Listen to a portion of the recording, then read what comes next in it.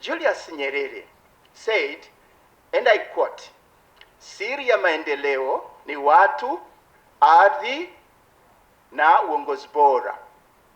Meaning the secret to development lies in people, the power of the people, the citizens, land, and good leadership. I agree with all, except the issue of land.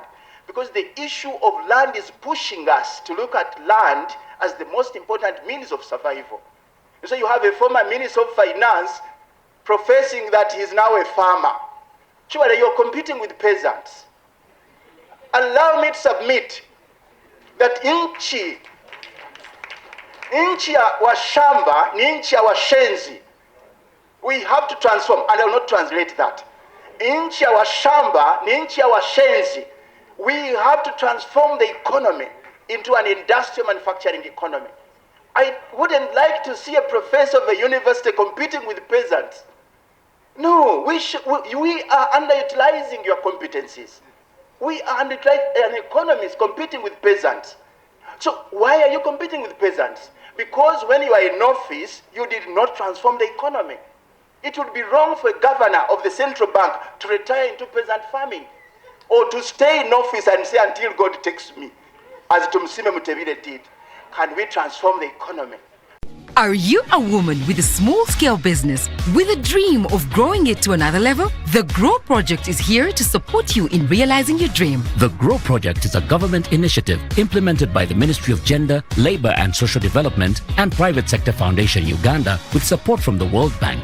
We support women-owned businesses across the country to gain hands-on and business management skills through training within your location, business financing through grants and affordable loans, and infrastructure in your areas of operation to enable you to increase your productivity. If you have a business that makes sales of up to 800,000 Uganda shillings per month, the GROW Project has the tools and resources to help you succeed. For more information, contact your district or city GROW focal person or call our toll-free line on 0800 307 777 to learn more about how you can benefit from the GROW Project. Now, the Uganda, the Africa we want must be characterized by the following. Number one is a structural transformation from the Garden of Eden into a high-tech manufacturing economy. Why? In Swahili we say, uhuru bila nguvu ya kiuchumi ni hewa kabisa. That if you claim you have freedoms but no economic power, that is empty talk. That's why we must transform the economy from the Garden of Eden, which we received from the Creator, into a high-tech manufacturing and high-technology economy. Number two, we need a fundamental change from poor quality services to high-tech services of the knowledge economy and of the digital economy. I still hear people, well-refined monetarists, economists, and other professions celebrating that Uganda is exporting our children to the Middle East. Shame upon you. How can you celebrate the export of our citizens into slave labor in the 21st century? This is a shame, it's embarrassing. How can you continue to celebrate prostitution because that's a service? How can you, well-trained economists are saying tourism is our largest export earner? Wait a minute. Tourism is a commodity service. It means you are inviting foreigners to come and see you in your state of nature with no value addition. So why should you celebrate that? Why?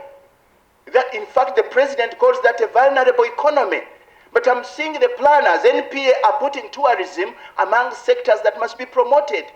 You are putting music, and you showed somebody here, a star, that your priorities. Hello?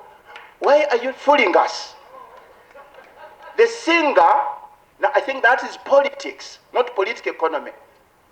Now I'm inviting us to appreciate that even what we classified as presidential initiatives, you are misleading the president. Tailoring in the 21st century, hairdressing, does that require presidential support? Why wouldn't you address the skills of the digital economy, the 21st economy? Why? We are saying the economy is transforming. So I'm inviting us to appreciate that we need to rethink. The border economy is a shame upon us. It is a shame. It is a false model of inclusivity. These, I'm not saying shoot them down. I'm not saying remove them forcefully and put them nowhere. Now I'm saying there is a civilized way. You put them in business, technical, vocational institutions and training. Train them into the skills of the 21st century. Redeploy them. And that way, you've solved the problem on the streets, but you replace, they are feeling a vacuum. Remember, nature hates a vacuum. They are feeling a vacuum because you and I killed public transport, the buses and the trains which were there. And they have come to feel a vacuum. And they have felt the vacuum in a very false way.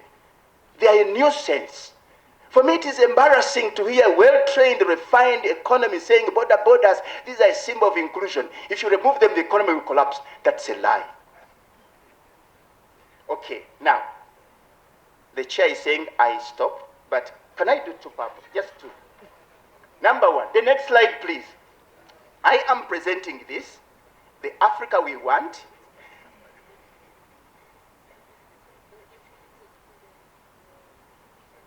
Five minutes. Thank you very much for clarifying. The chair doesn't have a watch to ask. Okay. Okay. Let me run through, because I think for policymakers here, I want to highlight this quickly and say that for Musevenomics, security was given primacy. Very, very important.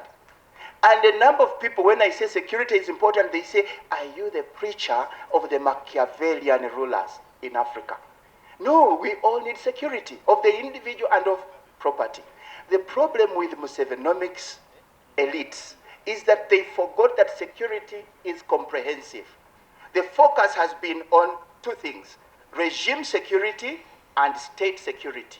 We forget other dimensions, such as human security, social security, economic security, which is through decent work, according to the International Labour Organization, which is through infrastructure which works, which is through livelihoods, means of livelihoods, which are not border, not hairdressing. Some people will do those, but those are not really, you're hanging in there. You are not resilient if you're doing some of these funny things. Now, cyber security is the other important thing. So as you proceed to your policy spaces, can you kindly broaden the Musevenomics dimension of security to address the comprehensive security architecture? Next slide is questions raised by Musevenomics. I will not go over them, madam, because they were posed already. But the question we need to pose is whether there is a coherent political economy